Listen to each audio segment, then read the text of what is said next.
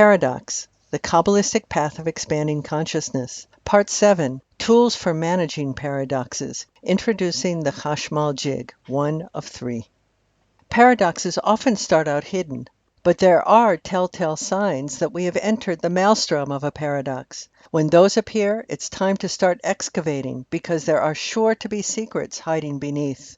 One sign of a lurking paradox is when we find ourselves intensely intolerant of people who think like this or believe like that, who look like this or behave like that. In other words, when we cannot see the other side of whatever it is we are condemning.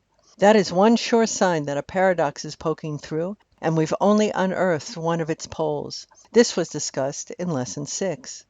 Another sign is the exact opposite, where we feel intense ambivalence, where we see both sides of the matter all too well and can't make a choice between them. We can't move forward because we can't sustain an inner resolve to follow one path or another.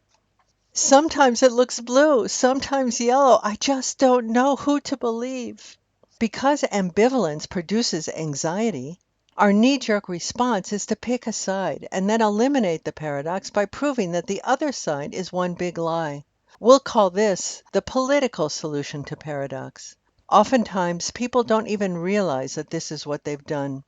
Its artificial certainty does reduce anxiety, at least for a moment. Until admission of the contrary, paradoxical truth becomes unavoidable.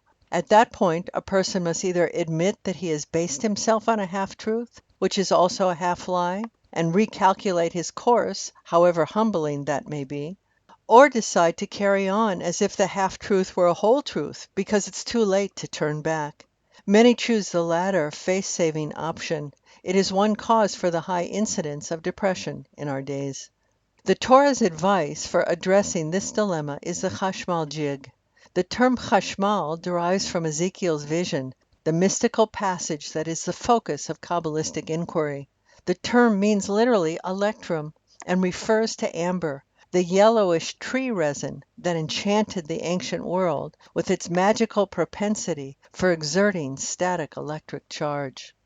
Kabbalists note that the word Chashmal, electrum, is built from two subwords that have contradictory meanings. Chash means silence and mal means speech.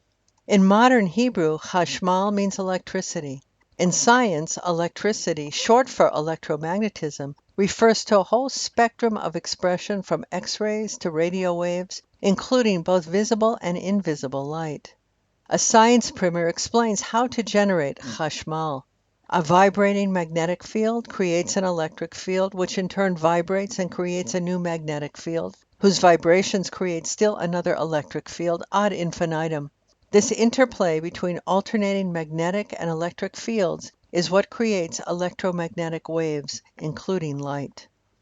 It is curious that the pervasive energy of creation, called Chashmal, electromagnetism, arises from an alternation between two paradoxical poles, electricity and magnetism. As below, so above, says Kabbalah.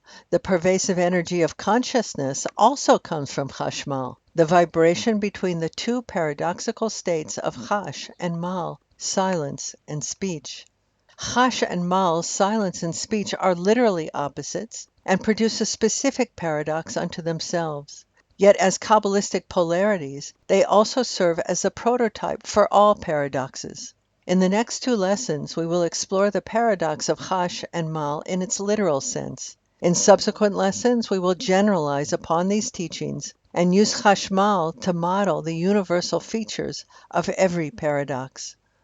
In summary, ambivalence occurs when two compelling yet contradictory options present themselves, and we don't know which one to choose. This indecision produces anxiety.